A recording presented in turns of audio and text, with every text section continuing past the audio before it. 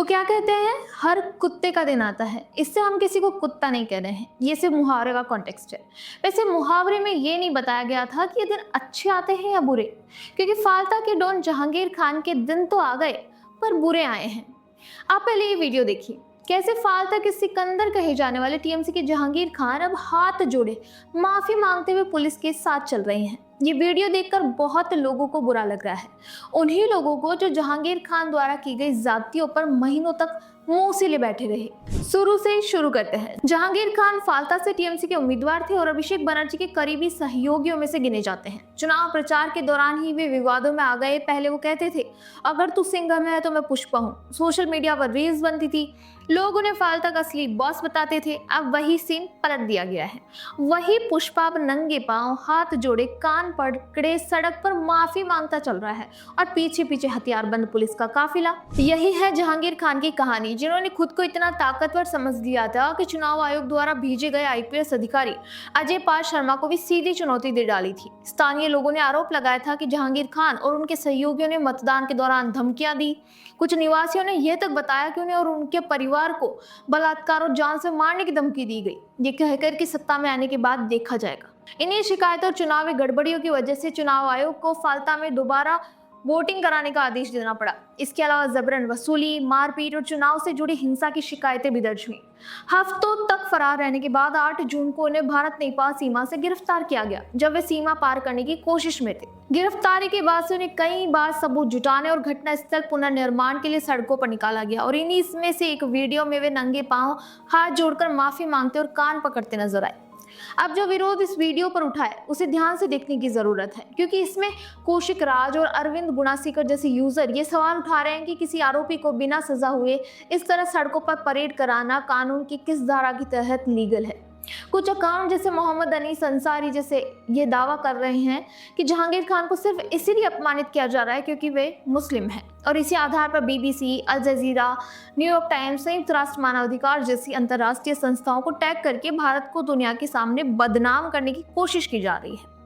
कमाल है। हमारा भी यही मानना है कि जहांगीर खान को इतना सब कुछ करने के बाद भी मिल रही सिंपैथी असल में उनकी कौम की वजह से ही मिल रही है। देखिए, जहांगीर खान पर जो आरोप लगे हैं, वोटरों को धमकाना, महिलाओं और परिवार को बलात्कार और हत्या की धमकी देना, जबरन वसूली, एक आईपीएस अधिकारी और उसके परिवार को निशाना बनाना, इनमें से किसी का भी उनके मजहब से कोई लेना देना नहीं है। ये कार्रवाई किसी मुस्लिम होने की वजह से नहीं, बल्कि उन पर दर्ज एफआईआर और शिकायतों की वजह से हुई। फिर भी उनकी गिरफ्तारी को मजहबी उत्पीड़न का रंग दे दिया गया, जैसे भारत की पूरी कानून व्यवस्था सिर्फ एक समुदाय को निशाना बनाने के लिए काम कर रही है। पर इस मामले में मजहबी रंग तो है, और वो गिरफ्तारी में नहीं बल्कि जहांगीर खान को बचाने के लिए उठ रही आवाजों में है। जो लोग जहांगीर खान द्वारा किए गए कामों को देखकर चुप थे, उन्हें अचानक उस पर दया आ रही है। उनसे देखा नहीं जा रहा जहांगीर खान गिरफ्तार हो गए, माफी मांग रहे हैं। गजब कौमी एकता है, गजब प्यार है, गजब प्यार है मजहबी लोगों के लिए कि आपराधिक आरोपों का सामना कर रहे लोग भी इनकी सिंपैथी के हकदार बन जाते हैं। और ऐसा मैं इसीलिए कह रही हूँ क्योंकि इससे पहले हावड़ा के आकाश सिंह की गिरफ्तारी हुई थी। आकाश सिंह पर 2021 में पुलिस पर गोली चलाने और 20 से ज्यादा बम फेंकने का आरोप है। मई 2026 में पुलिस ने उन्हें भी घटनास्थल पुनर्निर्माण के दौरान सड़कों पर परेड कराया, और उस वीडियो में वे जहांगीर खान से भी ज्यादा बुरे स्थिति में हैं, सिर्फ अंडरवियर में हावड़ा की सड़कों पर चलते दिखे। आकाश सिंह के साथ जो हुआ उससे हमें कोई मतलब नहीं, उन पर भी आपराधिक आरोप है और लंबे समय बाद पुलिस के हत्थे चढ़े। पर प्रॉब्लम इस लॉबी से है, क्योंकि यही लॉबी उस समय चुप बैठी थी।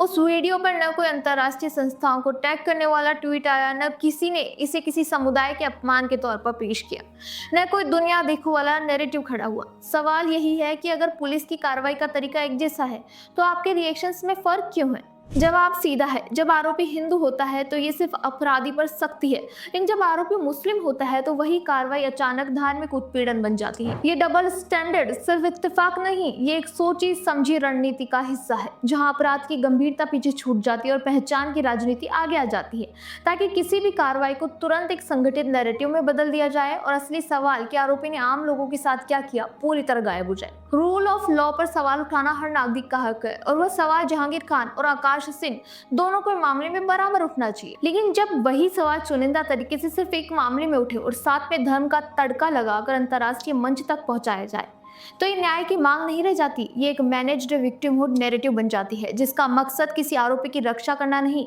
बल्कि एक राजनीतिक सामाजिक दबाव बनाना होता है। आपका इस बारे में क्या कहना है हमें कमेंट करके जरूर बताइए। वीडियो पसंद आए तो लाइक शेयर एंड सब्सक्राइब करना ना भूलें।